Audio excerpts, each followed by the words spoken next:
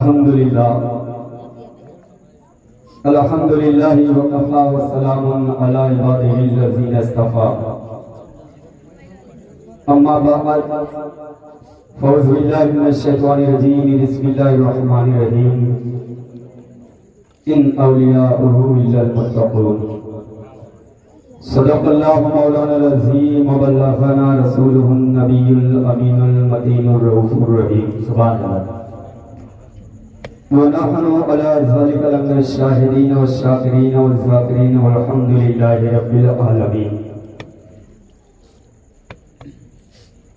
بھرے توحید کے متوالوں، شمع رسالت کے پروانوں اور اعظام سے سچی عقیدت اور محبت کرنے والوں، آئیے ہم اور آپ مل کر ساری کائنات کے مرکزی عقیدت حضور تاجدار رحمت صلی اللہ تعالی علیہ وسلم کی بارگاہ عالیہ میں محبتانہ غلامانہ عقیدتانہ انداز میں درود و سلام کا نذرانہ عقیدت پیش کریں. پڑھے باواز بلند درود پاک.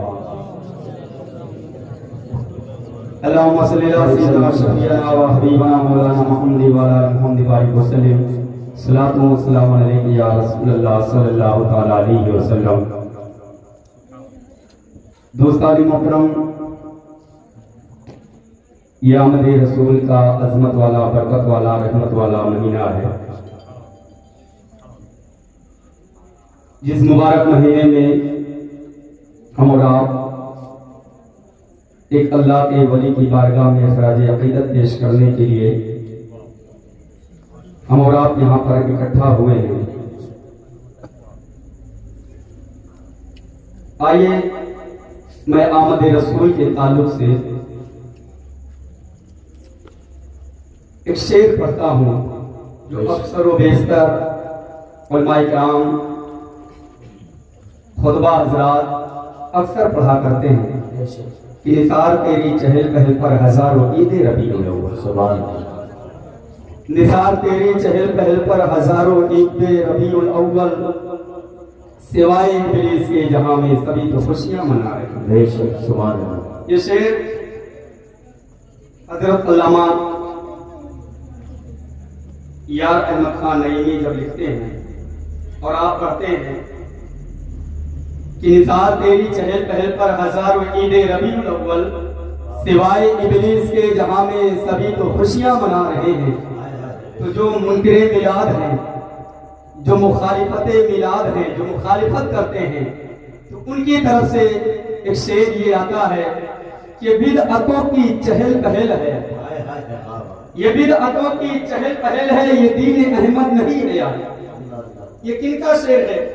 جو میلاد کی مخالفت کرتے ہیں، میلاد النبی کو نہیں مانتے ہیں، وہ کہتے ہیں کہ یہ بدعتوں کی چہل پہل ہے، یہ دین احمد نہیں ہے. یارو، نبی کے پیارے تو روز اول، نبی کے پیارے تو روز اول سے دو ہی عیدیں منا رہے ہیں. نبی کے پیارے تو روز اول سے دو ہی عیدیں منا رہے ہیں. جب یہ شعر کی دھمک حضرت احمد نقشبندی اعظمی تک پہنچتی ہے، اس کا منہ توڑ جواب یوں دیتے ہیں، یہ جھوٹ کہتے ہیں کہ روز اول سے دو ہی عیدیں منا رہے ہیں. یہ جھوٹ کہتے ہیں کہ روز اول سے دو ہی عیدیں منا رہے ہیں. ہے عید جمعہ بھی آؤ تم کو حدیث پڑھ کر سنا رہے ہیں. ہے عید جمعہ بھی آؤ تم کو حدیث پڑھ کر سنا رہے ہیں. یہیں تک بس نہیں کرتے ہیں، بلکہ آگے آپ یوں فرماتے ہیں کہ بنا ہے جمعہ جو عید کا دن، بنا ہے جمعہ جو عید کا دن، ہوئے آدم اسی میں پیدا. بنا ہے جمعہ جو عید کا دن، ہوئے ہیں آدم اسی میں پیدا. بنی وہ عیدوں کی عید جس میں حضور تشریف لا رہے ہیں، بنی وہ عیدوں کی عید جس میں حضور تشریف لا رہے ہیں. اور ہے عید دو ہی تو سچ بتاؤ، ہے عید دو ہی تو سچ بتاؤ، دلیل اس پر کوئی تو لاؤ. ہے عید دو ہی تو سچ بتاؤ، دلیل اس پر تو کوئی تو لاؤ. سعود والے تمہارے آقا عید وطنی منا رہے ہیں، سعود والے تمہارے آقا عید وطنی منا رہے ہیں. اور نثار تیری چہل پہل پر ہزاروں عید ربیع الاول سوائے ابلیس کے جہاں میں سبھی کو خوشیاں منا ایک مرتبہ آپ محبت کے ساتھ درود پاک پڑھیں اللہم صلی اللہ علیہ وسلم شفیعنا و حبیبنا مولانا محمد و علی محمد صلاۃ و سلام علیک یا رسول اللہ صلی اللہ علیہ وسلم. دوستان محترم، ابھی میں نے قرآن مقدس کی آیت کریمہ کی تلاوت کرنے کا شرف حاصل کیا. میرا خالق کلام ارشاد فرما رہا ہے ان اولیاءہ الا المتقون، جس کا سیدھا سادہ آسان سا ترجمہ یہ ہوتا ہے کہ جو اللہ کا ولی ہوا کرتا ہے وہ متقی پرہیزگار ہوا کرتا ہے. جو اللہ کا ولی ہوتا ہے وہ متقی پرہیزگار ہوا کرتا ہے، اور سب سے بڑی پرہیزگاری ہے کہ وہ شریعت مطہرہ کا پابند ہے.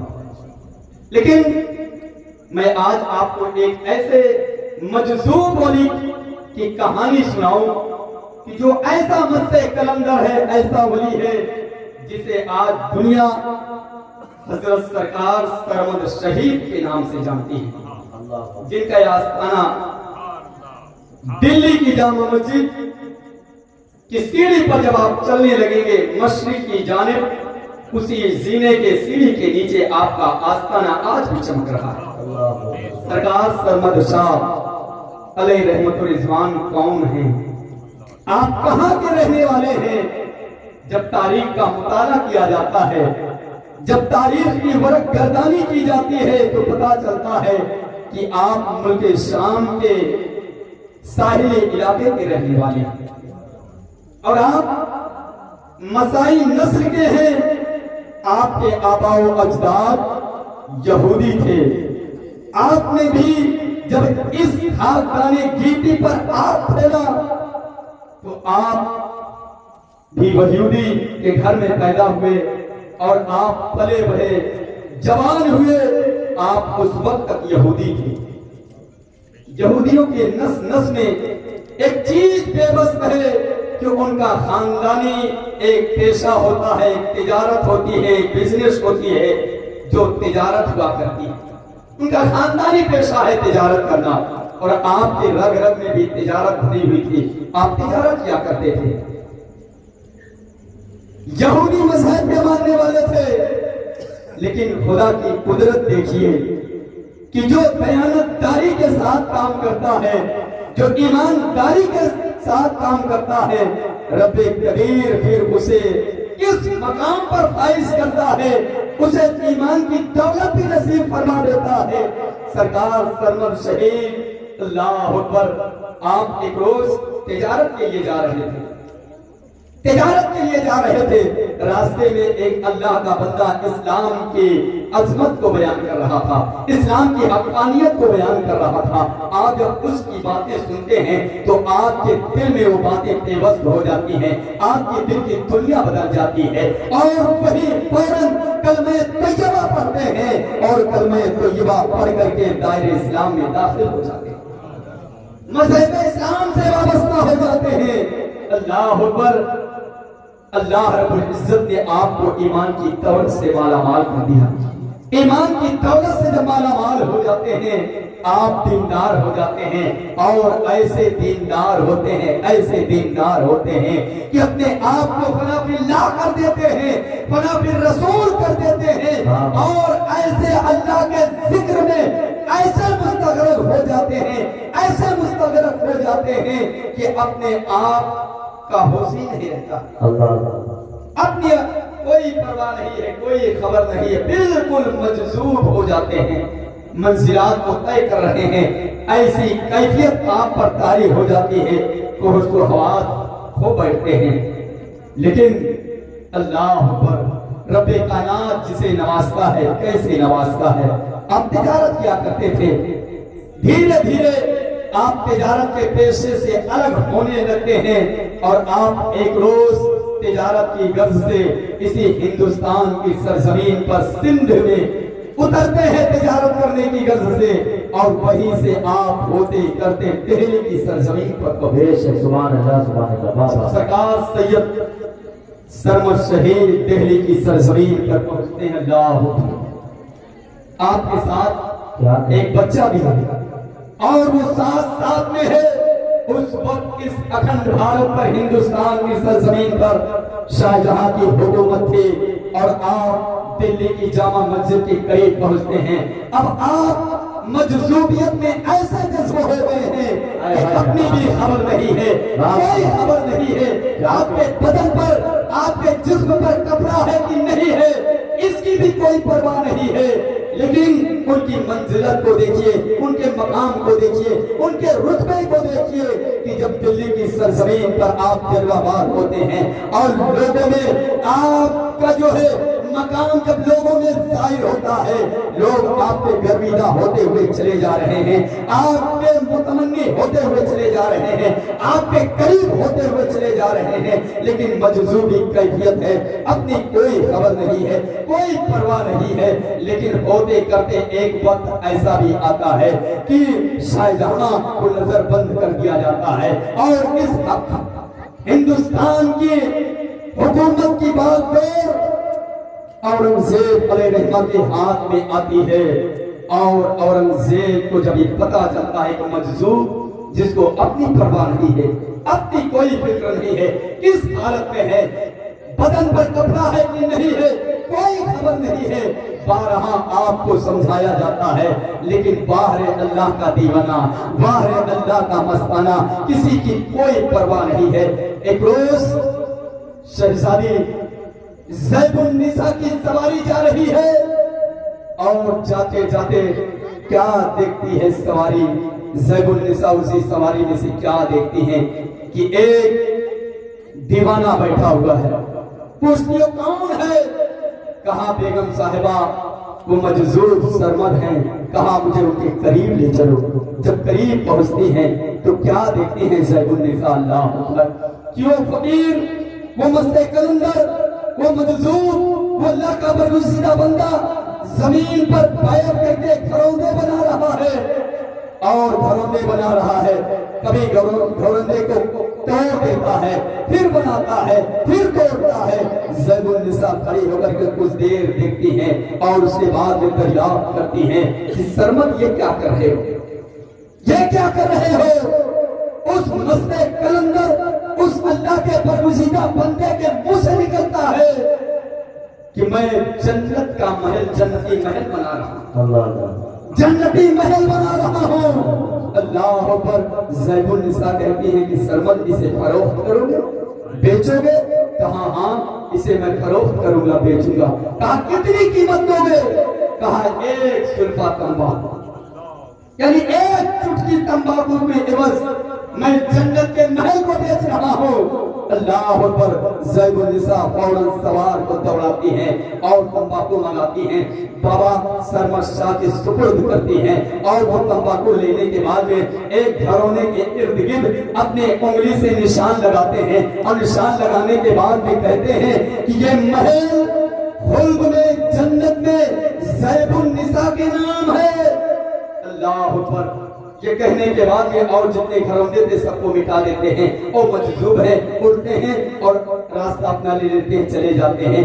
ये ज़ैबुन्निसा घर पहुंचती हैं, महल पहुंचती हैं, शाम का वक्त होता है, खाती पीती हैं, बिस्तर पर लेटती हैं, सो जाती हैं। तीसरे पहर रात आधी से ज्यादा गुजर जाती है, दरवाजे पर दस्तक होती है। कहा कौन? कहा बादशाह सलामत आपको याद कर रहे हैं, बादशाह आपको बुला रहे हैं। अल्लाह पर इतनी रात में, इतने ऐसे वक्त में बादशाह का बुलावा आ जाए, कोई मामूली काम नहीं है, कोई मामूली बात नहीं है। ज़ैबुन्निसा डर जाती हैं, आखिर वजह क्या है, माजरा क्या है, क्या हो गया है, कौन सी बात है, कांप जाती है। लेकिन बादशाह का बुलावा है, औरंगजेब का बुलावा है। फौरन महल से निकलती हैं और बादशाह की खिदमत में हाजिर होती हैं। उस वक्त उतनी टाइम बादशाह औरंगजेब नमाज तहज्जुद अदा कर रहे थे। आप खड़ी हैं, जैसे ही नमाज तहज्जुद फारिग होते हैं, सलाम फेरते हैं, औरंगजेब इशारा करते हैं बैठ जाओ, बैठ जाती हैं, फिर नमाज अदा करते हैं, फारिग होते हैं। होने के बाद में कहते हैं ज़ैबुन्निसा आज तुमने कोई खरीदो फरोख्त की है, कुछ खरीदा बेचा है? अभी तक उनकी अकल वहां तक नहीं पहुंचती, उनका ध्यान वहां तक नहीं पहुंचा था। क्यों? वो तो समझ रही थी मैं तो एक मजज़ूबाना खेल किया है। कहा सैफ निसा आज तुमने कोई खरीदो फरोख्त की है? सन्ना का है, खामोश है, कोई जवाब नहीं, डर के मारे कांप रही हैं। वजह क्या है? कहा कोई आज खरीदो फरोख्त नहीं की। तो आप समझ जाते हैं। कहा कि क्या तुमने जन्नत का सौदा किया है? तब याद आता है। कहा हाँ, पूरा वाकया बयान करती है। कहा अभी मैं ख्वाब में जन्नत की सैर कर रहा था, एक महल पे तुम्हारा नाम लिखा हुआ था। मैं उस महल के अंदर जाना चाहा, लेकिन मुझे मना कर दिया गया। कहा यह सैफुन्निसा का है, ये महल तुम्हारा नहीं है, इसमें सैफुन्निसा दाखिल होगी। मेरी आंख खुल गई। पूरा माजरा, पूरा वाकया जब सैफुन्निसा बयान करती है, सुबह की सुबेदी नमोदार होती है और उनसे हजरत सरकार सरमद शहीद की खिदमत में हाजिर होते हैं और कहते बाबा जन्नत फरोख्त कर रहे हो, जन्नती महल बेच रहे हो, मुझे भी चाहिए। आप सरमद शहीद का जवाब सुनिए, आपके दिल पर लगेगा। क्या जवाब देते हैं बादशाह सलामत? औरंगजेब, मैं रोजाना खरीदो फरोख्त नहीं करता हूँ, ये अपनी चीज है, जब मेरे मन में आया मैंने बेच दिया। अब जब मेरा फिर दिल चाहेगा तब बेचूंगा, उससे पहले तुम्हारे कहने से मैं खरीदो फरोख्त नहीं। अल्लाह अकबर। उसके बाद तारीख बताती है कि कई मर्तबा औरंगजेब अलैहिर्रहमा सरमद शहीद की बारगाह में खिदमत में हाजिर हुए, लेकिन वो मामला नहीं हो पाया, वो मामला नहीं हो पाया।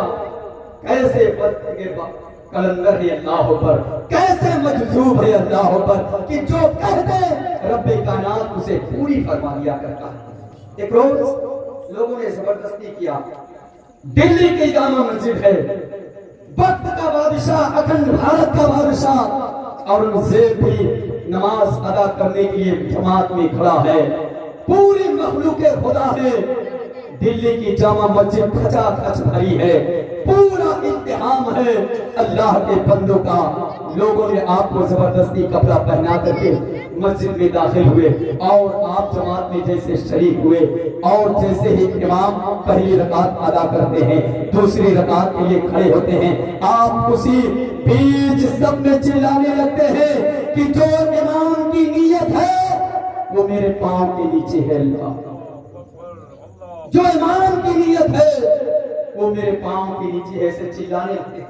नमाज हो रही, नमाज मुकम्मल होती है, लोग कहते हैं ये क्या बात है, ये क्या हो रहा है? बादशाह भी गजबनाक है, क्या मामला है? कहा कि मैं जो कह रहा हूं हक कह रहा हूं। जो इमाम नमाज पढ़ा रहा था आज, वो खुशू और खुजू के साथ नमाज भी अदा कर रहा था। आज उसके दिल में ये था कि आज जमात में बादशाह भी है, आज ऐसी अच्छी नमाज पढ़ूंगा, ऐसी बेहतरीन किरात करूंगा कि बादशाह खुश हो जाएगा और मुझे इनाम इकराम के साथ नमाज देगा, मुझे इनाम के साथ नमाज देगा। बादशाह औरंगजेब गजबनाक हो जाते, ये क्या मामला है? कहा जो मैंने कहा है सच कहा है। बादशाह के हुक्म से उस जगह जमीन को खोदी जाती है तो वहां पर एक खजाना नमूदार होता है, खजाना। सारे लोग खामोश हो जाते हैं। ये है अल्लाह के वली, ये है मस्ते कलंदर कि जो कह देते हैं वो रब्बे कायनात पूरा फरमा दिया करता है। अल्लाह पर अब आप मंजिलात को तय कर रहे हैं, आगे बढ़ते जा रहे हैं और इस मंजिल पर फाइज हो जाते हैं। अल्लाह पर अब खुदायन का नारा लगाना शुरू कर देते हैं, खुदायन का नारा लगाना शुरू कर देते हैं। और कभी आप ला इलाहा इल्लल्लाह पढ़ते हैं। लोगों ने कहा कि मोहम्मद रसूलुल्लाह क्यों नहीं पढ़ते, मोहम्मद रसूलुल्लाह क्यों नहीं पढ़ते? अल्लाह पर वो मजसूब है, वो मजसूब है। कहा अल्लाह के अलावा कुछ भी नहीं, मोहम्मद रसूलुल्लाह नहीं पढ़ूंगा। अल्लाह पर एक शोर बर्पा हो जाता है, लोगों में एक इख्तिलाफ पैदा हो जाता है। करीब था कि लोगों में गुमराहियत फैल जाती। औरंगजेब ने बहुत समझाया, आपके कारिंदों ने बहुत समझाया, वक्त के उलमा ने समझाया, لیکن آپ کی زبان پر وہی تھا صرف لا الہ الا اللہ، لا الہ الا اللہ، لا الہ الا اللہ، کبھی کہتے خدائے اللہ اکبر۔ جب یہ دیکھا کہ معاملہ بگڑ رہا ہے اور لوگوں میں انتشار پیدا ہو جائے گا اور لوگوں میں گمراہی پیدا ہو جائے گی، تو وقت کے علماء نے شریعت کی حفاظت کے لیے آپ کے اوپر یہ فتویٰ نافذ کر دیا کہ اگر یہ نہیں مانتے ہیں، اپنے اس جملے سے باز نہیں آتے ہیں، تو ان کا قتل کرنا واجب ہے۔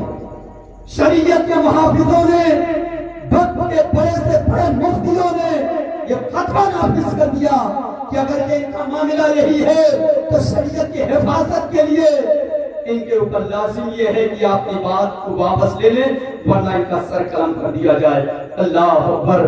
فتویٰ جب مل جاتا ہے، قاضی کی طرف سے فتویٰ اعلان ہو جاتا ہے، اور جلاد جب آپ کا سر قلم کرنے کے لیے آگے بڑھتا ہے اور وہ بھی آپ کا سر قلم کر دیتا ہے، اللہ اکبر۔ تاریخ بتاتی ہے کہ جیسے ہی سرکار سرمد شہید کا سر دھڑ سے زمین پر گرتا ہے، جسم سے سر الگ ہو جاتا ہے، دلی کی جامع مسجد کی سیڑھیوں کے قریب جب سر گرتا ہے تو دوڑ کر کے سرمد شہید اپنے سر کو اٹھا لیتے ہیں اور اٹھا کر کے سیڑھیوں پر چڑھتے ہوئے اندر کی طرف بڑھتے ہوئے چلے جا رہے تھے، اور اس طرف سے مسجد کے اندر سے اس طرف جو ہے آپ کے پیر و مرشد، آپ کے شیخ تشریف لا رہے تھے۔ کہا سرمد یہ کیا کر رہے ہو؟ کہا میں بارگاہ مصطفیٰ میں اورنگزیب کی شکایت لے کر کے جا رہا ہوں۔ رسول کائنات کی بارگاہ میں اورنگزیب کی شکایت لے کر کے جا رہا ہوں۔ میں آقا کی بارگاہ میں اورنگزیب کی شکایت کروں گا۔ تو آپ کے پیر و مرشد نے کہا کہ لوٹ چلو، اب کچھ نہیں ہوگا، میں اورنگزیب کو بارگاہ مصطفیٰ میں چھوڑ کر کے آ رہا ہوں۔ وہ بارگاہ مصطفیٰ میں رو رو کر کے عرض کر رہے ہیں اللہ کے رسول، میں اس کا سر ہرگز نہ قلم کراتا، لیکن اللہ کے رسول شریعت کے محافظت کے لیے، شریعت کے حفاظت کے لیے میں نے ایسا کیا ہے، ورنہ میں اس کی عظمت اور اس کے رتبے کو جانتا ہوں، مانتا ہوں، لیکن اللہ کے رسول شریعت کے حفاظت کے لیے میں نے ایسا کیا ہے۔ جب آپ کے پیر و مرشد نے آپ سے اتنا کہا تو آپ سر ایسے پھینک دیتے ہیں اور اسی مقام پر آپ جو ہے زمین پر تشریف لاتے ہیں، پھر پڑھتے ہیں اللہ اکبر۔ یہ ہے مست کلندر، یہ ہے اللہ کے والے، یہ اللہ والے، یہ ہے ایک مجذوب بندے کہ اللہ اکبر کی سر دھڑ سے جدا ہے، لیکن ان کی زندگی دیکھیے، ان کی بقا دیکھیے، ان کا مقام دیکھیے۔ اور آج بھی آپ جائیے، دلی جائیے، جامع مسجد کی سیڑھیوں پر آپ چڑھیے تو دیکھیے اسی سیڑھی کے قریب میں بغل میں آپ کا روضہ آج بھی چمک رہا ہے، آج بھی چمک رہا ہے، اور آپ کے عقیدت مند، آپ کے چاہنے والے، آپ سے محبت کرنے والے آج بھی آپ کی بارگاہ میں حاضر ہو کر کے فیوز و برکات سے مالا مال ہو رہے ہیں۔ ہم اور آپ بھی اللہ کے ولیوں سے محبت کرنے والے ہیں، ان سے عقیدت رکھنے والے ہیں۔ رب کریم کی بارگاہ میں ہمیں اور آپ کو دعا کرنی چاہیے، پروردگار عالم جب تک ہمیں اور آپ کو دنیا میں رکھے، ان اللہ والوں کی محبت میں رکھے، اور جب اس دنیا سے اٹھائے ان اللہ والوں کی محبت میں اٹھائے۔ استغفر اللہ رب العزت من کل بات